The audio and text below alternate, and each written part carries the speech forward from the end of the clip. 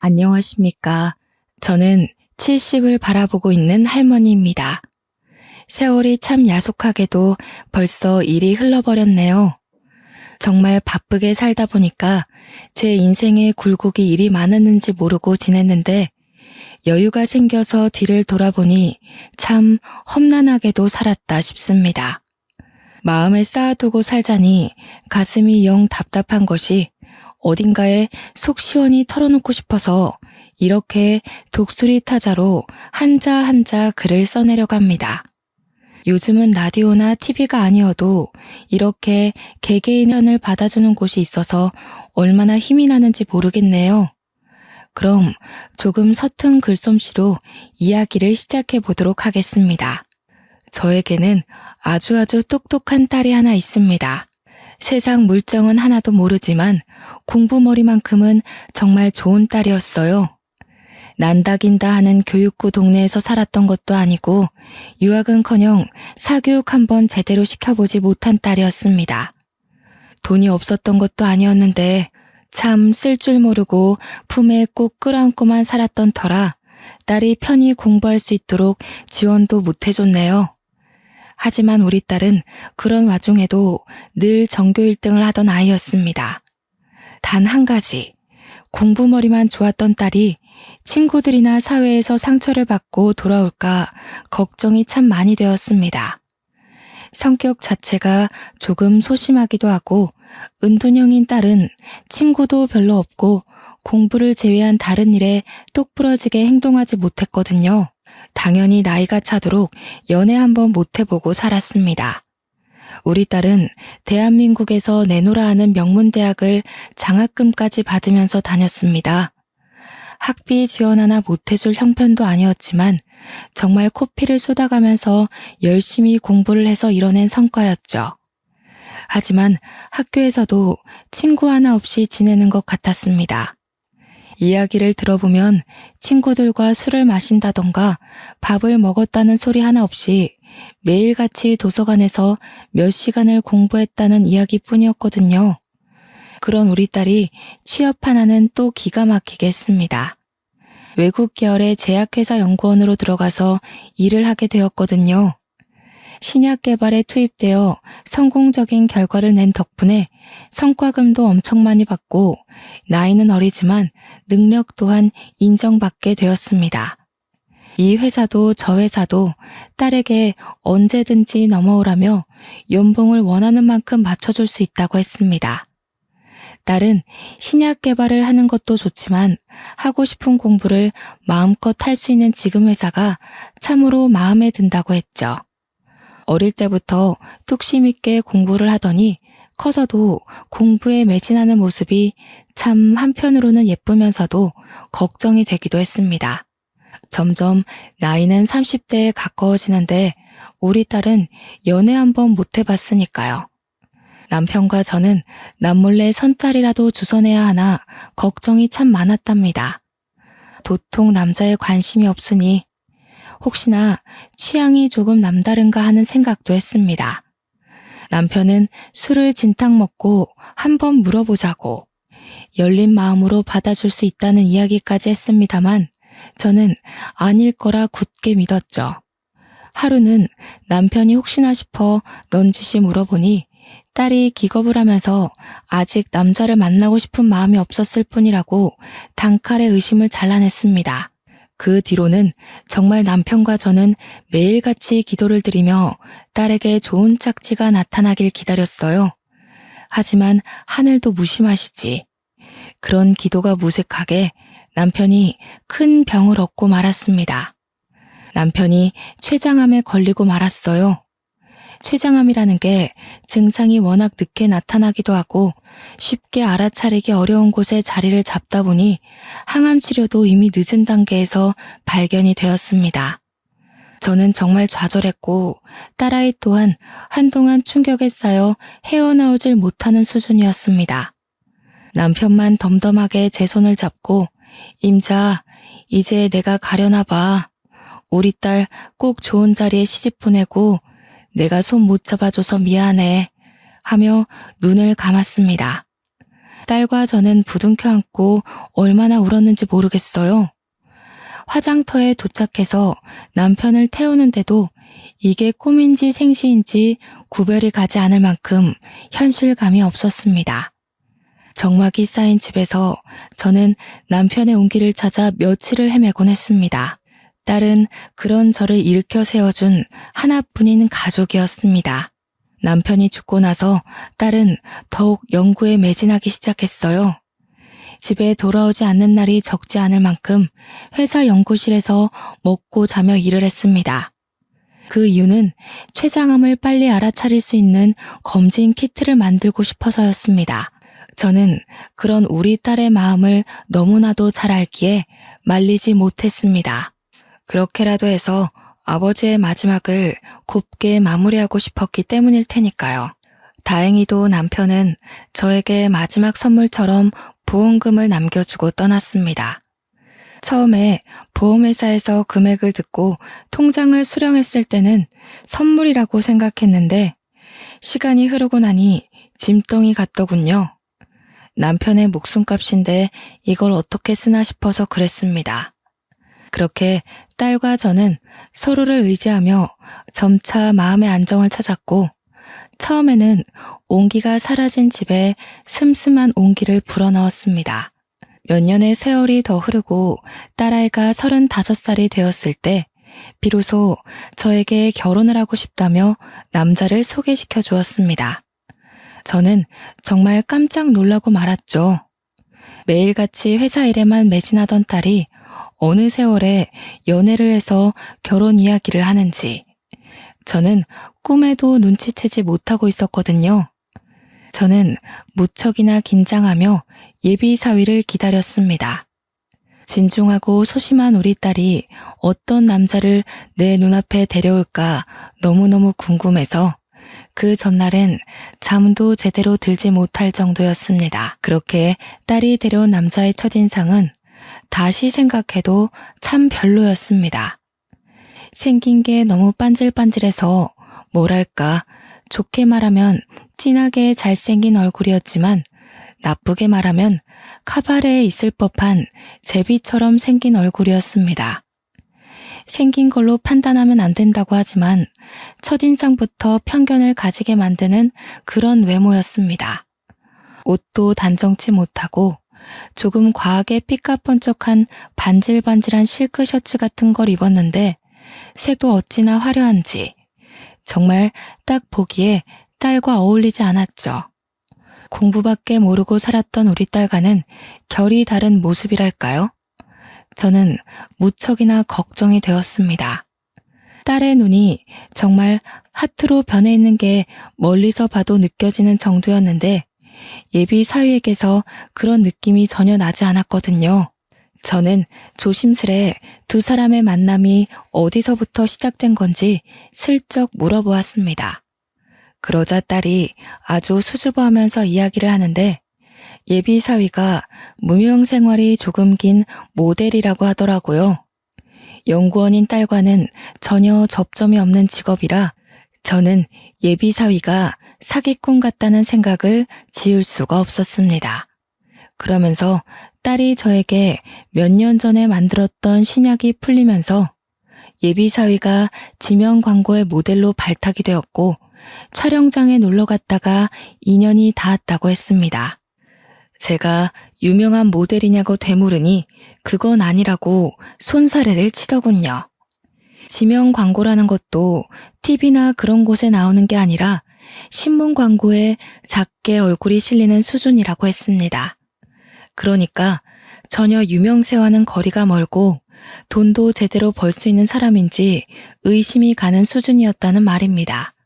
제가 딸에게 슬쩍 모델 일을 하면 벌이가 되나 하고 떠보니 딸이 웃으면서 돈은 자기가 잘 버는데 뭐가 문제냐고 하더라고요. 제 속이 콱 막힌 듯한 기분이 들었지만 남편이 죽고 최근 몇 년 동안 딸이 이리 환히 웃는 모습을 본 적이 없었기에 목구멍에서 말이 막히더라고요. 그냥 예비 사위가 매너가 좋고 연애에 대해 전혀 모르는 쑥맥인 딸을 잘 이끌어주는 사람이라고 했습니다. 그 말을 하면서 서로 마주보고 웃는데 제가 어찌 반대하겠나 싶더라고요. 두 사람은 서로를 반려자라고 생각하는 것 같은데 제가 끼어들 틈이 전혀 보이지 않았습니다. 딸은 자기가 연애를 안 해봐서 연애에 대해 잘 모르는 부분을 예비 사위가 잘 알려준다고 이야기를 덧붙였습니다. 저는 속으로 생각했죠. 연애에 뭘 알려줄 게 있나? 그냥 마음 가는 대로 살면 되지. 라고요. 둘이 결혼을 하겠다고 했으니 저도 심도 깊은 질문들을 이어갔습니다. 부모님은 뭘 하시는지, 학교는 어디까지 나왔는지. 그런데 그 질문조차 딸이 계속 가로채더라고요. 저는 답답했지만 오죽 좋으면 저러나 싶었습니다. 한 가지 마음에 걸리는 게 신약 제품 광고를 찍다가 알게 된 사이라고 했는데 그 신약이 개발은 몇 년 전에 되었지만 임상 실험을 계속 거치면서 유통까지는 시간이 꽤 흐른 뒤에 됐거든요. 그러니까 한마디로 시중에 그 제품이 풀린 지 몇 개월 안 됐다는 말입니다. 그래서 정확한 연애 기간이 얼마나 되었는가 하고 물어보니 딱 3개월 됐다고 하더라고요. 그래서 이때다 싶어서 제가 말을 했죠. 고작 3개월 만났는데 벌써부터 결혼 이야기를 하고 있냐고요. 선자리에서 만나 서로의 조건을 보고 결혼을 하는 것도 아니고 연애 결혼인데 3개월 만에 하는 건 아닌 것 같다고 했습니다. 그러자 딸이 울상을 하면서 이 사람이 아니면 자기 평생 결혼 못할 것 같다고 저한테 애원을 하더군요. 하지만 저는 의견을 굽힐 생각이 없었습니다. 제가 조금 더 고민을 해보자 아직은 시기가 이르다. 적어도 1년은 만나봐야지 않겠니 했더니 예비 사위가 저한테 웃으면서 자신 있게 이야기를 했습니다. 장모님, 걱정하지 마세요. 제가 내조를 잘할게요. 라고요. 내조라니 정말 제 딸의 고생길이 환히 열리는 듯한 느낌이 들었습니다. 그 만남 이후로 저는 머리를 싸매고 누웠습니다. 결혼 결사 반대를 외치면서 말이죠. 하지만 우리 딸도 고집이 만만치 않은 녀석이거든요. 제 아비를 닮아서 그런 건지 한번 뚝심 있게 마음을 정하면 절대로 뒤를 돌아보지 않는 성격이다 이 말입니다. 딸도 저와 같이 들어 누워 버렸습니다. 밥도 먹지 않고 꼼짝도 않고 결혼하겠다고 저에게 소리 없는 아우성을 치기 시작한 거죠. 그런데 예비 사위가 지극정성으로 딸을 챙기기 시작하는 겁니다. 수시로 집에 찾아와서 먹지 않겠다는 딸을 달래 죽을 한 숟갈이라도 떠먹이고 제 눈치를 보면서 딸의 수발을 들었습니다. 그러다 저를 먼저 꼬셔야겠다고 생각했는지 제 몫의 죽까지 사와서 제 앞에서 알랑방구를 끼더군요. 아주 지극정성으로 우리 모녀를 살피는데 제가 어찌 그 둘의 만남을 갈라놓을 수 있을까 참 고민이 많이 들었습니다. 결혼을 시켜달라며 커피도 타다 주고 쌍화탕도 타다 주고 제가 집을 드나드는 것을 가지고 잔소리를 하지 않자 살림까지 손을 대더군요. 야무지게 빨래도 해놔 청소도 해놔 밥까지 차려놓고 우리 모녀를 식탁에 앉게 만들었습니다. 내조를 잘하겠다고 하더니 살림을 저보다 더 잘하는 것 같더라고요. 언제까지 굶으면서 싸울 수 없으니 대충 지켜보겠다는 심산으로 냅뒀습니다. 그래도 예비 사위가 영 백수는 아닌지 작은 광고 같은 건 꽤 찍는 것 같더라고요. 요즘은 인터넷으로도 홈쇼핑처럼 무슨 라이브 쇼핑이라고 해서 큼지막한 쇼핑몰에서 실시간으로 진행하는 그런 것들이 있다고 하대요. 그런데 쇼호스트로 출연해서 돈을 번다고 했습니다. 인터넷 창 옆에 나오는 광고 같은 것도 꽤 찍는 것 같았고요. 수입이 적을 때도 있지만 그래도 200만 원 정도는 벌어들인다고 했습니다. 우리 딸 월급과 비교하면 정말 소액이긴 하지만 그래도 둘이 좋다고 하니까 제 마음도 슬슬 딸의 의견 쪽으로 기울고 있었습니다. 저의 반대에도 불구하고 처음 인사한 그날부터 3개월이 더 흐른 시점까지도 둘이 죽고 못하는 정도로 좋아하더군요. 그 3개월 동안 매일같이 틈틈이 집으로 찾아와 살림을 도맡아 하는 예비 사위를 보고 나쁜 놈은 아닌 것 같다는 생각이 들었습니다. 결국 제가 두 손 두 발 다 들고 항복을 하고 말았습니다. 그때라도 단칼에 잘랐어야 했는데 참. 사람이 시간이 지나고 나니 후회만 잔뜩 남네요. 허락을 한 이후 둘은 아주 급하게 결혼 준비를 시작했습니다. 시간도 많은데 천천히 하라고 했지만 둘은 하루라도 빨리 붙어 살고 싶다면서 순서와 상관없이 마구마구 준비를 하더군요. 결혼식이라는 게 인생의 참 큰 행사 중에 하나잖아요. 하나뿐인 딸 정말 성대하게 삐까뻔쩍하게 결혼식을 치러주고 싶었는데 이놈들이 글쎄 스몰 웨딩을 하겠다는 겁니다. 그래서 제가 우리 집 개혼인데 어째서 스몰 웨딩을 하려고 하느냐, 큰 호텔 결혼식을 했으면 좋겠다 했더니 쭈뼛거리면서 사실을 말하더군요. 예비사위가 모델 일을 한다고 했지 않습니까? 또 그깟 작은 일을 하는 와중에도 소속사가 따로 있었나 봅니다. 결혼을 하면 안 되는 조항이 있다면서 소속사 몰래 결혼을 하는 거라 알려지면 안 된다는 겁니다. 그래서 크게 결혼식을 할 수 없고 정말 작게 친척과 친구 몇 명만 불러다가 스몰 웨딩을 하겠대요. 저는 딸에게 직장 동료들이며 대학 친구들이며 모두 초대해서 결혼할 거 아니냐고 했더니 고개를 절레절레 젓더라고요. 자기는 회사 동료들과 친하지 않고 대학 친구들은 얼굴도 기억이 안 나는 수준이라면서요. 어차피 올 사람도 없는데 결혼식 크게 해봤자 돈만 땅에 버리는 느낌이 들 것 같다고 했습니다.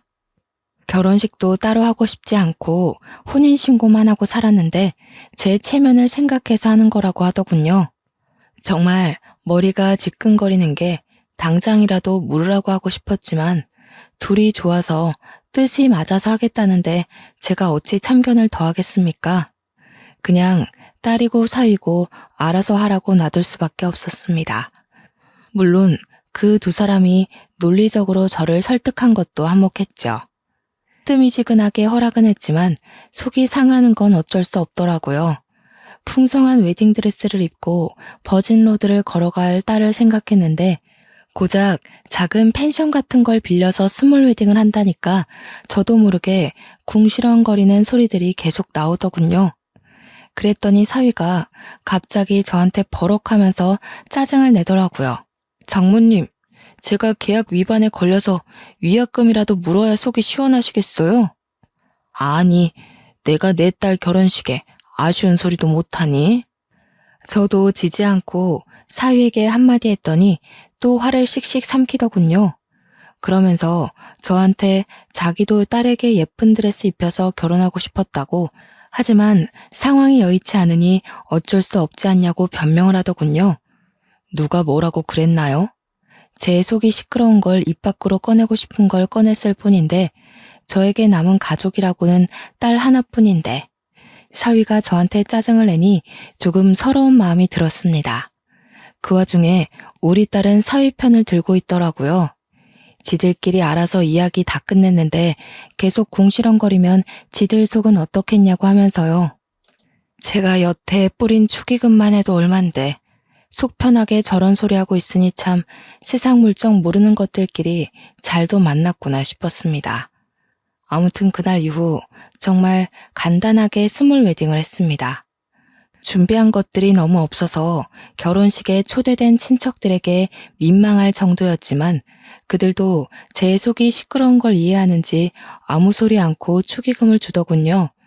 나중에 따로 밥이라도 대접해야 할 것 같은 결혼식 분위기를 어떻게든 이겨내고 딸과 사위를 신혼여행길로 보냈습니다. 적적하게 혼자 남아 집에 있으니 참 그동안 딸을 키웠던 30여 년의 세월이 주마등처럼 스쳐가더라고요. 남편이 있었다면 이런 스몰 웨딩은 하지 않았을 텐데 하는 생각도 들고요.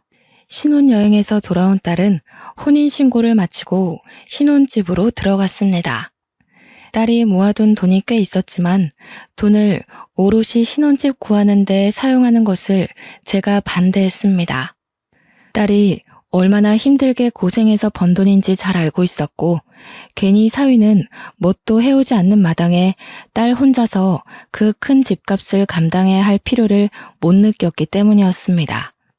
남편이 남겨준 부원금으로 노후를 위해 사두었던 아파트의 전세 계약이 끝날 시점이 되어서 그 집으로 딸을 들여보냈습니다. 그리고는 그냥 전세 계약 해준 거라고 대충 말을 해놨었는데 사돈어른이 등기부 등본이라도 떼본 건지 입주하는 날 저에게 전화를 하셨더군요. 아니 사돈, 그 집 전세 계약 해준 거래서 그냥 돈 좀 보태주신 줄 알았더니 사돈 명이더라고요. 예, 그건 어찌 하셨는지. 무슨 문제가 있나요? 아니요. 혹시라도 집 해주셨다고 우리 아들 기죽이시는 건 아닌가 싶어서요. 요즘 반반 결혼이 추세하고 하잖아요. 이왕 집은 사돈이 해주셨으니까 명이라도 반반 해주시는 건 어때요? 그 집은 제 노후 자산입니다. 언제까지 아이들 살게 놔둘 집도 아니고 사위가 성공해서 지들도 좋은 동네로 이사 가야죠. 제가 딱 잘라 거절을 하면서 은근히 사위 보고 돈 많이 벌어오라 해라는 식으로 말하자 사돈이 황급히 전화를 끊었습니다. 끊긴 전화를 내려다보는데 반반 결혼 운운하면서 반반은 하나도 한 것 없이 명의만 뚝 잘라 떼달라고 하니까 화가 나더라고요. 그 길로 사위에게 전화를 걸어서 한 소리 했습니다. 사돈어른이 그런 이야기를 하셨는데 불쾌하다고 하면서 혹여나 콩고물 떨어지길 기대한다면 마음을 일찍 접으라고 했습니다. 저는 그 집을 딸에게 평생 살 집으로 넘길 생각이 없었어요. 말 그대로 노후 자산이고 일종의 투자 개념으로 사둔 집이었으니까요. 사위는 멋쩍은 듯 죄송하다고 이야기를 하고 전화를 끊었습니다. 그래도 똑 부러지게 말했으니 잘 알아듣겠지 싶었는데 30분이 채 지나지 않아 딸에게 전화가 오더군요. 그러더니 다짜고짜 저한테 화를 내는 겁니다. 왜 자기 남편 기를 죽이냐고요? 제가 도대체 언제 기를 죽였다는 건지 기가 막히고 코가 막혔습니다. 그러면 나한테 명의 반반해달라고 이야기하는 건 기를 살리는 말이냐고 했더니 딸이 입을 꾹 다물더라고요. 무슨 오해가 있어서 그런 것 같다면서 그런 문제는 신경 쓰지 않아도 된다고 지들도 돈 벌어서 큰 집 갈 거라고 하대요. 그래서 그냥 무소식이 희소식이다 생각하고 살 테니 잘 살아보라고 했습니다. 그렇게 한동안을 서로 연락 없이 살았습니다. 저도 제 나름대로의 사교 활동을 하느라 바빴고 딸은 신약 연구 프로젝트에 참여하게 되어 매일 야근을 한다고 했습니다. 배양하는 세포가 10시간 이상을 살 수가 없어서 자꾸 지켜봐야 한다 어쩐다 했는데 어려운 분야라 그런지 알아듣질 못하겠더군요. 그런데 제가 친구들을 만나러 나갔다가 지독한 독감이라도 옮은 것인지 그날 저녁부터 몸이 으슬으슬 아프기 시작했습니다.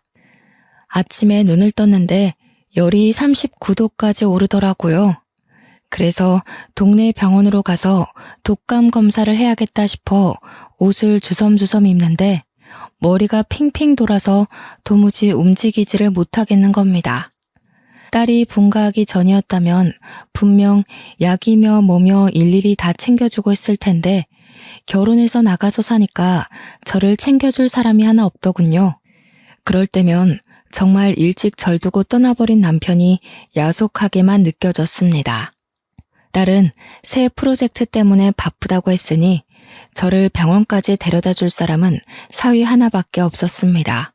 그래서 제가 사위에게 덜덜 떨리는 손을 부여잡고 전화를 걸었습니다. 신호가 한참을 가는데도 받지 않더군요. 그러다 포기하고 전화를 끊을 때쯤 사위가 전화를 받더니 저한테 와다다다 자기 할 말을 쏟아내더군요. 장모님, 제가 결혼한 거 업계에는 비밀이라고 했잖아요. 이렇게 갑자기 전화부터 하시면 제가 곤란하거든요. 제가 결혼한 거 절대로 들키면 안 되니까 앞으로 먼저 전화하지 마세요. 아니 이서방, 지금 그게 나한테 할 소리인가? 용건이 있으시면 문자 메시지 남겨두시면 되잖아요. 그럼 제가 틈날 때 전화를 드릴게요. 제가 위약금 물게 되면 그거 장모님이 내주실 거예요? 아니잖아요. 저 지금 촬영 들어가야 하거든요. 나중에 다시 이야기해요. 그러더니 전화를 뚝 끊어버리는 게 아니겠어요. 아픈 와중에도 제 할 말은 하겠다고 서운한 티를 팍팍 냈는데 사위는 한숨을 내쉬면서 바쁘다고 끊어버렸습니다. 잘 나가는 모델이면 또 몰라도 고작 인터넷 광고 몇 개 찍은 걸로 저런 생색을 내니 어이가 없을 뿐이었죠. 이 와중에 열은 계속 오르고 정신은 몽롱해지고 결국 쓰러지기 일보 직전에서야 119에 전화를 걸었습니다. 현관문까지 열었던 것은 기억이 나는데 그 뒤로는 아무것도 기억나지 않더군요. 고열에 정신을 놓아버리고 말았던 것이었어요. 결국 병원 측에서 딸에게 연락이 간 것인지 딸이 병원으로 찾아왔습니다. 병명은 독감으로 인한 급성 폐렴이었어요. 딸은 제가 눈을 뜨자마자 저한테 한다는 소리가 미련하게 왜 집에서 아픈 걸 참고 있냐며 진즉 병원을 왔어야지 하는 겁니다. 저도 갑자기 밤사이 아프기 시작한 거라 이렇게 될 줄 몰랐는데 말이죠. 아픈데 딸까지 제 마음을 몰라주니 너무 서럽더라고요. 그러면서 전화는 왜 안 했냐고 하는데 제가 눈물을 뚝뚝 흘리면서 사위에게 전화를 했다고 했습니다. 딸이 바쁜 거 아니까 사위에게 전화를 했는데 매몰차게 전화하지 말라 했다고 하니 딸이 당황하더군요. 그러더니 저한테 요즘 사위가 일이 밀려 들어와서 많이 바쁘다고 앞으로는 지한테 하라고 하더이다. 제 생각엔 백수나 다름없는 사이놈인데 그깟 거 몇 개 했다고 웃새는 꼴이라니. 딸이 변명을 하듯 요즘 일이 많이 들어온다면서 오늘도 오디션 보러 갔다고 했습니다. 딸 말대로라면 제 사위는 왜 TV에는 코빼기도 안 비치는 걸까요? 자랑도 엄청나게 했을 법한데 조용한 걸 보면 오디션 보는 족족 떨어지는 건 아닐까요? 병원에서 꼬박 3일을 입원해 있는 동안 사위놈은 얼굴 한 번 안 비쳤습니다. 태어나는 날에도 딸 혼자 왔길래 사위는 어쩌고 너 혼자 왔냐고 전화해서 데리러 오라고 말하라 했습니다. 그러자 딸이 우물쭈물하면서 전화기를 꺼내지도 않더군요. 전화해보라고 독촉을 하니 그제서야 전화를 못한다고 하는 겁니다. 제가 왜 전화도 못하냐고 물어보니 위약금 물면 어떻게 하냐고 실없는 소리를 하는 겁니다. 자기랑 결혼한 걸 다른 사람들은 모르지 않겠냐고 웃으면서 이야기를 하는데 정말 머리 한 쥐어받고 싶었습니다. 그게 무슨 속 편한 소리입니까? 도대체 주위에서 딸과 결혼한 것도 모르는 채 이렇게 살고 있다는 게 정상적인 부부 관계입니까?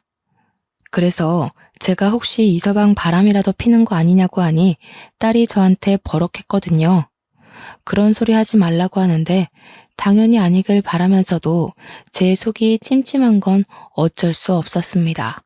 제 속이 불타는 느낌이라 결국 참지 못하고 주말에 제가 딸의 집으로 찾아갔습니다. 배를 벅벅 긁으면서 사유가 문을 열어주길래 다짜고짜 들어가 앉아서 이야기 좀 하자고 했습니다. 이서방, 언제까지 결혼 사실을 숨기고 살 텐가? 속이는 것도 하루 이틀이지. 소속사에서도 이야기하고 유부남인 걸 밝히는 게 좋지 않겠어? 장모님, 원래 미혼이어야 인기가 더 높아지는 거 모르세요? 나중에 제가 남들이 뭐라 할 수 없을 만큼 유명해지면 그때 다 밝힐 거예요. 아무리 그래도 그렇지. 그때 되면 잃을 게 더 많다는 걸 모르고 하는 소리야 지금? 저 이제서야 인터넷 라이브 쇼핑몰이며 홈쇼핑 채널에서도 슬슬 입지로 오고 있는 중이라고요. 제가 고정으로 출연하는 방송도 2개나 생겼고요. 제가 알아서 할게요. 딸은 그 와중에 고개를 끄덕이면서 사위 말이 맞다는 식으로 행동을 했습니다. 제 속이 얼마나 섭섭하고 그랬겠어요. 이대로 가다가는 딸과의 관계마저도 틀어질 것 같다는 생각이 번뜩 들었습니다. 너무나도 서운해서 더는 말도 섞고 싶지 않았기에 저는 딸에게 답답해서 못 보겠다고 이야기를 했습니다. 내가 도무지 너네 하는 꼬라지가 이해가 안 가고 답답해서 안 되겠다. 우리 그냥 서로 무소식이 희소식이다 생각하고 얼굴 보지 말고 지내자. 제가 칼같이 자르고 뒤를 돌아서니 딸이 엄마, 엄마, 이대로 가면 어떡해 하며 저를 부르더군요. 하지만 그냥 무시한 채 흘러내리는 눈물을 대충 닦고서는 집으로 돌아왔습니다. 그렇게 한 3일을 내가 지를 어떻게 키웠는데 하며 가슴을 퍽퍽 치며 울었던 것 같네요. 하지만 딸도 그날 이후 저에게 따로 연락을 하지 않았습니다. 당연히 간이고 쓸개고 다 빼줄 것처럼 굴었던 사위놈도 저에게 연락을 하지 않았고요. 제 사정을 하는 친구들이 저를 불러내어 좋은 거 많이 먹고 구경도 하자며 저를 위로해 주었습니다. 덕분에 친구들과 목포 여행도 가고 부산 여행도 가고 하면서 마음에 많은 안정을 취하게 되었습니다. 그렇게 1년이라는 시간이 지나는 동안 명절에도 제 생일에도 딸네 부부는 연락 한 통 없었습니다. 물론 저도 딸 생일이나 사위 생일에 먼저 연락을 하지 않았으니 쌤쌤이라고 해도 무방하겠네요. 찾아오지도 않고 그 흔한 문자 한 통 없으니 가슴이 아리고 쓰리고 했지만 없는 셈 치고 살자고 마음을 먹었습니다. 간간히 그리운 마음도 들었지만 연락해봐야 제 속만 아프지 않겠습니까? 걷어낼 수 있을 때에는 가차없이 걷어놔야겠지요. 1년이 지난 어느 날 무심코 일일 드라마를 보다가 TV 채널을 돌렸는데 사위가 광고에 떡하니 나오지 않겠습니까? 보니까 무슨 노래 경영 프로그램 광고였는데 거기에 출연을 하는 모양인지 사위 얼굴이 떡하니 잡히더군요. 약간 반가운 마음도 들고 그래서 이제는 TV에 나올 만큼 성공했구나 싶어서 용기를 내어 딸에게 전화를 걸었습니다. 그런데 딸이 제 전화를 받지 않더군요. 일이 많이 바쁜가 싶어서 부재중 연락이 온 것을 보면 저에게 연락을 하겠지 싶어서 기다렸습니다. 하지만 밤 12시가 되도록 딸에게 연락이 없었습니다. 그때부터 제 가슴이 콩닥콩닥 뛰더니 불안한 마음이 자꾸 들더군요. 그래서 늦은 밤이지만 사위에게 연락을 해봐야겠다 싶어서 전화를 걸었습니다. 금방 사위가 받아서 여보세요 하길래 나일세 하고 받았더니 누구세요? 이러는 게 아니겠습니까? 제 번호도 저장을 안 해둔 건지 아니면 지워버린 건지 제가 누군지 모르는 눈치였습니다. 제가 한숨을 푹 쉬면서 자네 장모일세 하니까 갑자기 목소리가 싹 바뀌더니 왜 전화하셨어요? 하고 되묻더라고요. 자네 TV 광고에 나온 거 보고 전화했네. 이제는 TV에도 나오고 돈은 좀 벌었는가? 자네가 그렇게 말하던 유명한 사람이 되었으니 이제 우리 딸이랑 결혼한 것도 다 밝혔나 싶어서 전화해봤네. 그러니 사위가 나지막하게 작은 목소리로 저에게 대꾸를 했습니다. 제가 미쳤어요? 결혼했다고 이야기를 하고 다니게? 그건 그렇고 딸이랑 연락도 한 통 안 하고 사시나 봐요, 여전히? 그게 무슨 소린가 자네. 뚱딴지 같은 소리를 하고 있어. 같이 사니까 잘 알 거 아닌가. 지난 1년 동안 서로 연락은커녕 얼굴도 안 보고 살았다는 걸. 모르셨어요? 저희 별거 한 지 꽤 됐는데. 그러더니 저한테 딸한테 이야기 마저 들으세요 하고 전화를 뚝 끊어버리는 게 아니겠어요? 밤 12시고 나발이고 너무 놀라서 저는 딸의 집으로 찾아갔습니다. 별거 중이라니 도대체 그동안 무슨 일이 있었던 건지 딸의 얼굴을 직접 보고 이야기를 들어야 속이 시원할 것 같았습니다. 그런데 배를 한참 누르자 현관문을 열고 떡하니 나오는 것이 딸이 아니라 사위이지 뭡니까? 제가 너무 놀라서 자네가 왜 여기서 나와? 하고 물어보니 어리둥절한 얼굴로 왜요? 하고 묻는 겁니다. 왜요? 아니 우리 딸 집에서 왜 자네가 나오냐니까. 별거 중이라며. 짐 싸서 나간 게 장모님 딸이에요. 이게 말이나 되는 소린가 지금? 내 명의의 집인데 내 딸이 나간다는 게. 우리를 얼마나 우습게 알았으면 이런 파렴치한 짓을 꾸며? 당장 짐 싸서 나가게. 제가 소리를 버럭버럭 지르면서 화를 내자 사위의 얼굴이 약간 구겨졌어요. 그런데 그 뒤에서 어떤 여자가 갑자기 자기야 누구야? 하는 소리로 사위에게 말을 거는 거 아니겠어요. 저는 놀래서 눈이 동그랗게 변했고 사위는 골치 아픈 일이 생겼다는 얼굴로 뒤를 돌아봤습니다. 자기야? 이 미친놈이 바람까지 피고 앉았어? 내 집에서 상간녀랑 함께 지내고 있단 말이야? 내가 누군지 궁금하쇼? 내가 이 버러지 같은 놈 장모 되는 사람이요. 장모요? 무슨 소리야 자기야? 자기 유부남이었어? 여자친구 없다며. 그러자 사위가 막 횡설수설하면서 변명을 시작하는데 듣기에도 말도 안 되는 말들만 내뱉고 있었습니다. 상간녀가 씩씩거리면서 사위의 뺨을 확 내리치는데 얼굴이 돌아갈 정도로 세게 때리더라고요. 그러자 사위가 씩씩거리면서 상간녀에게 내일 촬영 있는데 얼굴을 때리면 어떡해 이러면서 둘이 싸우기 시작하는 겁니다. 둘이 서로 욕을 내뱉으면서 네가 괜히 내가 괜히 하면서 싸우는데 머리가 지끈거리더군요. 도대체 우리 딸은 어디서 뭘 하고 있는지 걱정도 되고요. 둘 다 시끄러워. 싸우려면 내 집에서 나가서 싸워. 내일 날 밝자마자 짐차 불러서 짐 빼게. 그러자 사위가 장모님 오해해요 하면서 갑자기 제 바지가랑이를 붙들고 이야기를 하는데 상간녀라는 여자는 저한테 유부남인 거 진짜 몰랐다고 하면서 도망을 가려고 하더군요. 그 타이밍에 딸에게 전화가 걸려왔어요. 엄마 무슨 일 있어요? 너무 오랜만이죠. 하길래 당장 너 살던 집으로 돌아오라고 하니 말이 없더군요. 사위 이야기 다 들었으니 당장 오라고 하니 20분도 안 되어서 딸아이가 집으로 왔습니다. 둘이 살던 집 근처 원룸을 얻어서 나가 있었다고 하더군요. 이 모질이야. 나가도 저놈이 나가야지 왜 네가 나가고 앉았어? 그러니 딸이 답답하게 저 사람이 원룸 얻을 돈이 어디 있어 이러대요. 제가 딸의 등을 퍽퍽 치면서 그래서 이런 놈이랑 결혼하면 안 된다고 했어 안 했어 하면서 오열을 했습니다. 그러자 딸도 저를 보고 설움이 북받쳤는지 울기 시작했습니다. 딸이 우니 제 가슴이 더 찢어지는 듯한 고통에 휩싸였어요. 저는 앉아서 무릎 꿇고 당장 어디로 이사를 가요? 저 갈 데 없어요 하는 사위의 뺨을 힘껏 내리쳤습니다. 딸도 제 행동에 놀랐고 사위도 놀라서 얼굴을 부여잡더라고요. 내가 자네 바람피는 꼴까지 다 봤는데 자네를 용서해야 할 이유가 있나?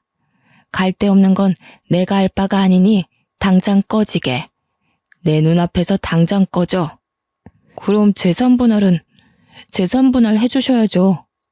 자네가 장가 올 때 뭘 들고 왔다고 재산분할을 요구하나? 법대로 하자고. 바람핀 증거며 뭐며 내 눈으로 똑똑히 봤는데 내가 못할 것 같나? 어디 한번 소문 제대로 내보자고. 딸은 바람 폈다는 소리에 그게 다 무슨 소리냐고 벌벌 떨고 있더라고요. 알고 보니 사위가 소속사에서 눈치를 챈 것 같으니 잠시 별거를 하자는 식으로 말해서 딸을 원룸으로 보낸 것이었어요. 그러다가 결혼 소식을 알리니 많이 하는 문제로 딸과 다툼이 자주 있어서 지금은 싸운 상태였다고 했습니다. 그게 전부 사위놈이 바람을 피려고 계략을 짠 것이었죠. 딸은 사위에게 깊은 배신감을 느꼈는지 부들부들 떨었습니다. 제가 소문을 낸다고 하자 사위는 재산 분할도 필요 없다. 조용히 이혼해달라고 했습니다. 딸도 더 이상 더러운 꼴 보기 싫다며 위자료를 돈독히 받자는 저를 말렸습니다. 끝까지 정말 사랑해서 그런 건지 모르겠지만 물러 빠진 딸을 보고 저는 가슴을 2번 더 쳐야만 했습니다. 저에게 뺨을 대신 때려주어서 고맙다며 앞으로는 실망시키지 않겠다고 하는데 도대체 제가 실망할 일이 뭐가 있겠습니까? 딸의 아픔을 먼저 헤아리지 못한 게 천추의 한이죠.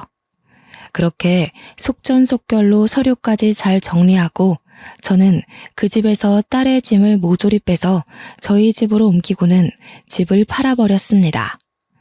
어차피 오래 들고 있으려고 했던 집도 아니었고 도무지 찝찝해서 그 집을 가지고 있기 싫었거든요. 그 사이에 시세 차익이 많이 나서 꽤 짭짤하게 부동산 수익을 얻었습니다. 그런데 3개월쯤 지나서 갑자기 모르는 번호로 연락이 오더군요. 바로 사위의 상간녀라는 여자였습니다. 저에게 사위가 자기를 속이고 만난 거나 다름없으니 본인도 피해자라고 위자료를 받아야겠다는 미친 소리를 하지 뭡니까? 저는 경찰서에서 당당하게 만나보자고 했습니다. 어디 상간녀가 조강지처에게 위자료를 달라는 허튼 소리를 하냐고 소리를 지르며 싸웠더니 그냥 해본 말이라고 전화를 뚝 끊더라고요. 끝까지 미친 것들 아니겠습니까? 통화 녹음본을 들고 변호사도 찾아가고 경찰서도 찾아가 봤는데 뾰족한 수가 없더군요. 그래서 그냥 똥 밟았다고 생각하고 말았습니다. 그로부터 일주일 후 이번에는 전 사돈이 저에게 전화를 하더군요.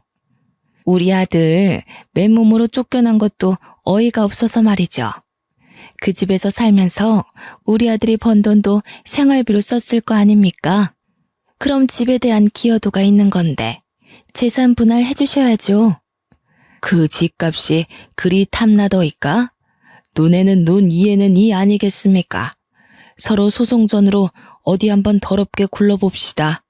그러자 전 사돈이 제 반응을 예상치 못했는지 어버버 하더라고요. 저는 기분이 너무 더러워서 참을 수 없었습니다. 그 길로 인터넷에 사람들이 가장 많이 본다는 사이트에 줄줄이 글을 올렸습니다. 요즘 TV 광고에 나오는 유명세 타는 모델 XXX가 내 사위였다면서 글을 올리고 종편 채널에서 하는 노래 부르는 대회에 나온 캡처본을 올렸죠. 당연히 소문은 급 물살을 타고 기사까지 뜨게 되었습니다. 유명해지면 잃을 게 더 많을 거라던 제 말을 무시했던 사위에게 제대로 파급력을 보여주고 싶었죠. 그 글을 엄청 퍼지고 후속 기사에는 소속사에서도 몰랐다고 계약을 파기하겠다고 하더군요. 그날 저녁에서야 사위와 사돈이 번갈아가며 지들 생각이 짧았다고 제발 글 좀 내려달라고 거짓말이었다고 이야기해달라는데 제가 왜 그래야 합니까? 소속사에서 위약금으로 계약금의 몇 배를 달라고 했다더군요. 얼마나 고소한지. 딸과 저는 마사지까지 받고 와서 둘이 나란히 누워 두 다리 뻗고 잠을 잘 잤습니다. 그 이후로 전 사위는 다시 인터넷 방송을 전전하는 신세가 되었고 수억의 빚을 떠안게 되었다고 했습니다. 이래서 사람이 언제까지 비밀을 숨기고 살 수 없는 거겠죠. 마음도 곱게 쓰고 가진 것보다 더 욕심내면서 살면 안 된다는 걸 깨우쳤길 바랍니다. 서툰 글솜씨로 이렇게 길게 사연을 써서 보내게 되었네요. 추워지는 날씨에 평안한 하루 보내시길 바라면서 제 글은 여기서 마무리하도록 하겠습니다.